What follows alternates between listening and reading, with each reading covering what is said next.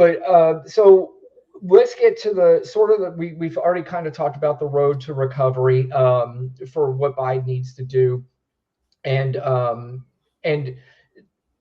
the idea of the replacement. I think the good news is that today they have already put the brakes on that idea. So you can write your little articles, you can talk on CNN all you want to, you could do the I love Joe Biden, but Oh my gosh. he's so great. I love him. I just want to give him a hug, but I think maybe somebody's got to have the tough It's conversation like, with him. yeah, like Jilly wasn't talking to him that night, like Joe. That was not a good one. Like I'm sure she talked with him like, Yeah. to get better. Yeah.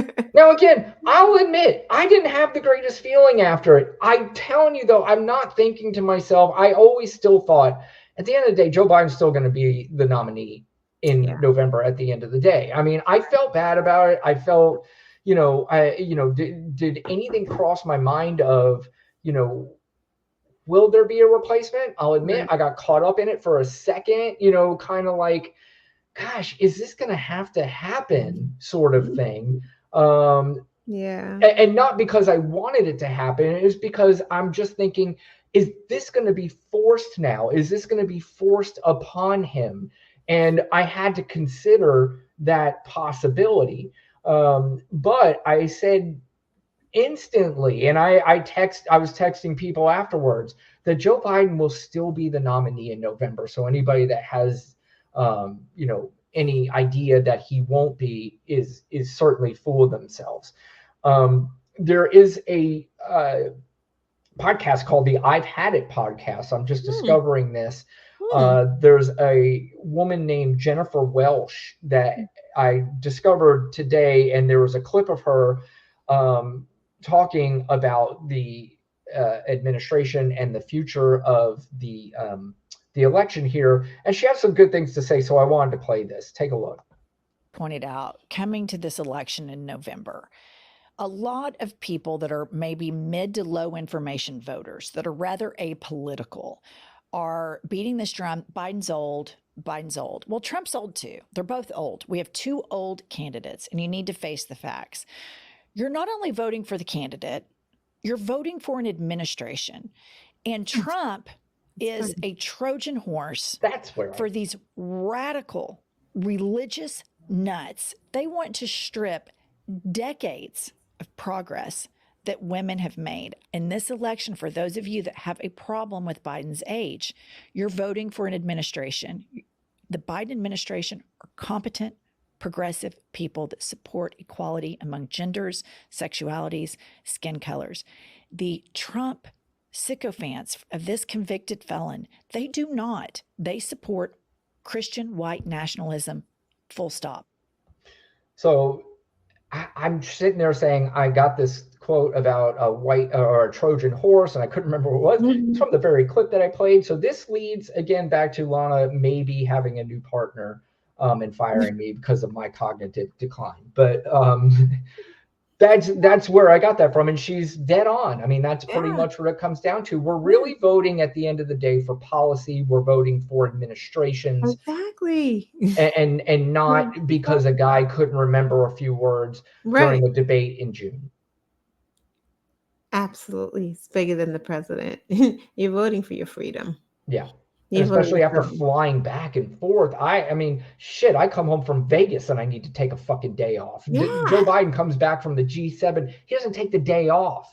And you have to really look at that because he's old. Like I Right. tell you, when I am tired, I don't function well. Like I can't Yeah. talk. Like I really can't talk. I don't want to talk to anyone because I don't do well. Like I can't. Nothing's connecting in my brain when I'm tired, and that's as I get older. When I was young and I was tired, it didn't matter. You just go all night.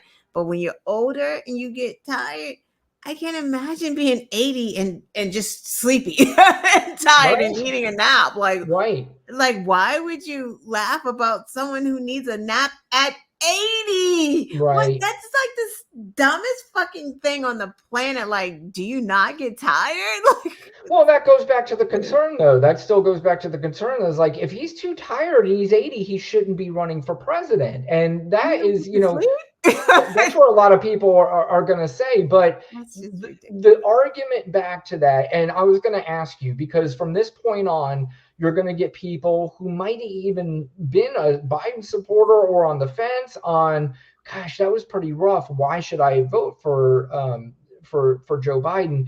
And I had this conversation with somebody today. It's somebody I work with, and he called me. He's like, "Man, that was pretty brutal." And I said, "Yeah, I agree. It was brutal." But here's the thing. He's going to be the nominee in November, right? And Joe Biden has so many different accomplishments in less than 4 years that no other president in my lifetime. Are there other presidents in my lifetime that could get up and outspeak anybody in the room and have done a phenomenal job? You're damn right. I mean, we had Clinton, we had Obama, and they were both fantastic leaders of this country. But Joe Biden's accomplishments in 4 years Right. outweighs most presidents in 8 years. That's not an opinion. That is a 100% fact. So for you to say, I don't know if I'm going to vote for this guy because he stumbled a little bit in a shit talking contest against a professional shit talker, is probably not the best analysis of how you should vote later. And just like the young lady said there, like Lana has brought up many times, this is about women's rights. This is about people of color and their rights. This is about the LGBTQ community and their rights. This Right. is about, and you know what, just me as a white man, this is about my rights and my freedoms.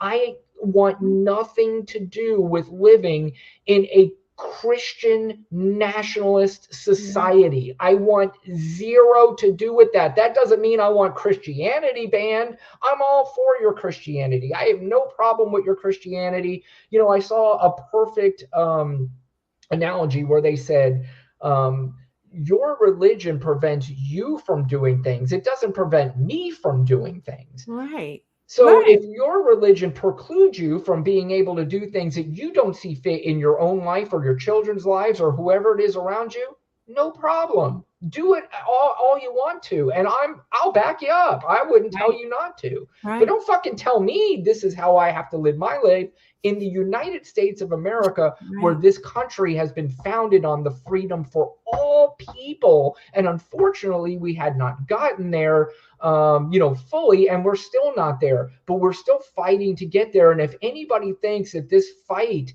is going to end by putting Donald Trump in, it'll end in one way, but the wrong way instead of Right. the way that we want to go. But Right. that's my thought, Lana. Right. Absolutely. Um, Biden has done more for MAGA than Trump has.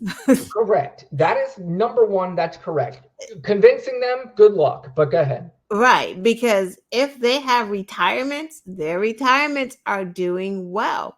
Unemployment is down. There's infrastructure in your red states, in your towns, like broadband is coming. That's Joe Biden. That is not your red state governor or mayor or whoever it is. So Biden is just out here doing things, and we really, really got to pay attention to that because we saw last night Donald Trump does not speak policy. So, which is it? Are you voting for your kitchen table issues? Or are you voting for Trump because he's a racist bigot? Like, be honest, because I don't see how you're voting for him saying the economy was better. You can't keep saying that because it wasn't. You're absolutely right. It statistically was not. Now, people, we talk about this ad nauseum, man. It's just so irritating for anybody to talk about the interest rates and the gas prices Right. during fucking COVID and acting like Donald Trump had something to do with that. It doesn't matter. Dan Marino's statue that I have sitting right in front of me could have been president, and the same fucking numbers would have been the same. So Correct. it doesn't matter who the president was. The Federal Reserve is the ones who set the interest rates at the time. Donald Trump had nothing to do with it. No. And they're the ones who lowered the rates. And in my estimation, probably lowered them in a panic, maybe too low, which put us in the position that we're in now. Right. But that's a whole nother conversation. But that is annoying to hear that. And you hear it over and